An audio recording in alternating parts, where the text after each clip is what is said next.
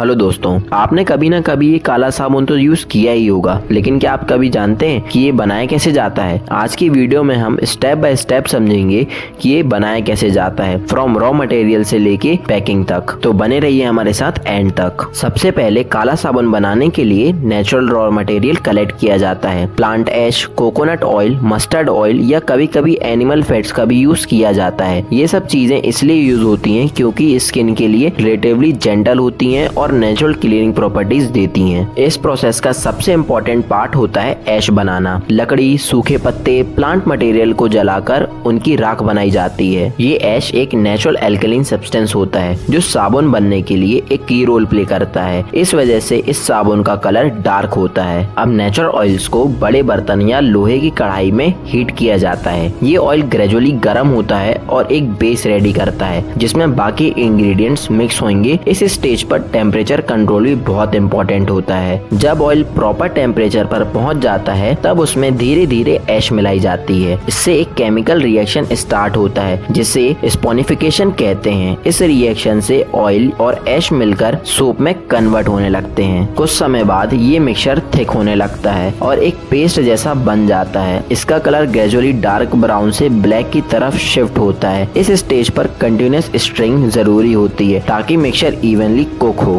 अब इस पेस्ट को ट्रेस या फ्लैट सरफेस पर डालकर ठंडा होने के लिए छोड़ दिया जाता है। कूलिंग के दौरान ये धीरे धीरे सॉलिड होने लगता है और अपनी फाइनल फॉर्म लेने लगता है। जब ये मिक्सचर पूरी तरह सॉलिड हो जाता है तब इसे बड़े स्लैब से छोटे छोटे टुकड़ों में काटा जाता है। ये टुकड़े क्यूब या रेक्टेंगल शेप में होते हैं, बिल्कुल वैसे ही जैसे आपने रेफरेंस में देखा। कट करने के बाद इन साबुन के टुकड़ों को कुछ दिनों के लिए सुखाया जाता है। इस प्रोसेस से साबुन और हार्ड हो जाता है और उसकी लाइफ बढ़ जाती है। नेचुरल ड्राइंग के प्रोसेस में इम्पोर्टेंट होता है। इन साबुन के टुकड़ों का मैनुअल क्वालिटी चेक किया जाता है क्योंकि ये प्रोसेस मोस्टली हैंडमेड होता है तो हर पीस का टेक्सचर और साइज डिफरेंट होता है। फिर भी इंश्योर किया जाता है कि साबुन यूज के लायक हो। फाइनली इन साबुन के टुकड़ों को सिंपल पैकिंग में पैक किया जाता है और मार्केट में भेज दिया जाता है। आज ये भी एक काला साबुन अपने नेचुरल और केमिकल फ्री प्रोसेस की वजह से काफी पॉपुलर है। तो गाइस, अब आप समझ गए होंगे कि काला साबुन एक सिंपल लेकिन पावरफुल नेचुरल प्रोसेस से बनता है। ये मॉडर्न सोप से अलग होता है लेकिन अपनी नेचुरल प्रॉपर्टीज की वजह से आज भी लोग इसे पसंद करते हैं। तो गाइस, अगर वीडियो अच्छी लगी हो तो लाइक, शेयर, सब्सक्राइब करना मत भूलना